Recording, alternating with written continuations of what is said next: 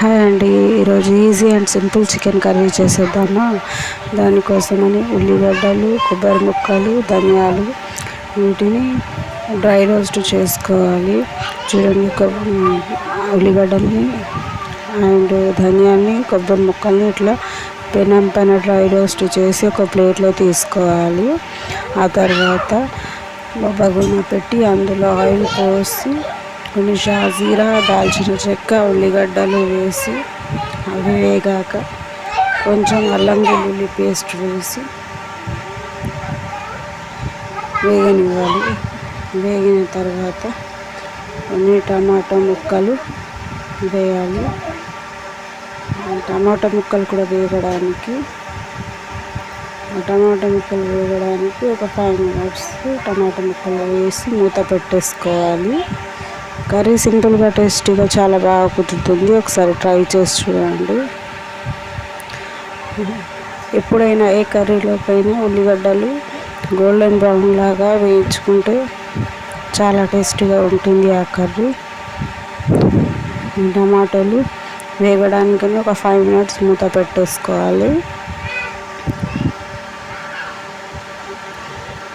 5 minutes తర్వాత మూత తీసేసి అందులోకి మనం పసుపు, తగినంత కారం యాడ్ చేసుకోవాలి. ఆ తర్వాత మనం చికెన్ మ్యారినేట్ చేసి పెట్టుకుంటాం కదా, అల్లం వెల్లుల్లి పేస్ట్, ఉప్పు, కారం, పసుపు తగిలించి పెట్టుకుంటాం కదా, కొంచెంసేపు మ్యారినేట్ చేసి పక్కకు పెట్టుకుంటాం కదా, ఆ చికెన్ కూడా దీంట్లో యాడ్ చేసేసి ఒక 5 minutes మూత పెట్టుకోవాలి. చూడండి, నేను మ్యారినేట్ చేసి పెట్టుకున్నాను. అల్లం వెల్లుల్లి పేస్ట్, ఉప్పు, పసుపు, కారం ఆ చికెన్ని దీంట్లో యాడ్ చేసేసి ఒకసారి బాగా కలుపుకొని ఒక 2 minutes బాగా కలిపేసి ఈ చికెన్ మగ్గడానికి మూత పెట్టేసుకోవాలి. ఒక 5 to 10 minutes మూత పెట్టేసుకోవాలి. చికెన్ మగ్గుతుంది. ఆ తర్వాత ఉల్లిగడ్డని, కొబ్బరిని, ధనియాలను పేస్ట్లా చేసుకున్నాం కదా, మిక్సీ పట్టుకున్నాం కదా, ఆ మిశ్రమాన్ని దీంట్లో వేయాలి. దీంట్లో వేసి ఒకసారి కలుపుకోవాలి. అదే గ్రైండర్ జార్లో కొన్ని వాటర్ పోసి వంపుకున్నాను నేను. ఆ వాటర్ని దీంట్లో కలిపేసి ఒక 10 minutes కోసం మూత పెట్టేయాలి.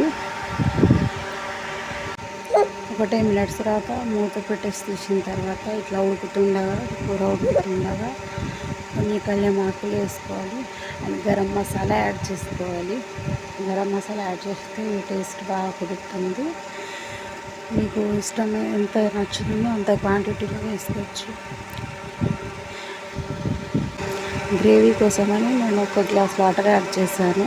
మీరు చూసుకోండి, మీకు ఎంత వాటర్ కావాలో మీ కన్సిస్టెన్సీని బట్టి వాటర్ యాడ్ చేసుకోండి. తర్వాత ఒక 10 minutes మూత పెట్టేసి ఇలా ఉడుకుతుండగా ఇంకా కసూరి మేతి యాడ్ చేశాను. కొంచెం ఉంటే టేస్ట్ బాగా వస్తుందని మీరు మీ దగ్గర ఉంటే వేసుకోండి, లేదంటే ఆప్షన్లో వదిలేయండి. ఇలా ఉడుకుతుండగా ఒక 5 minutes సిమ్లో పెట్టేసి ఆఫ్ చేసేస్తే అయిపోయి simple and easy chicken curry చాలా టేస్టీగా ఉంటుంది. ఒకసారి ట్రై చేసి చూడండి. ప్లీజ్ ఒక లైక్, షేర్ అండ్ సబ్స్క్రైబ్.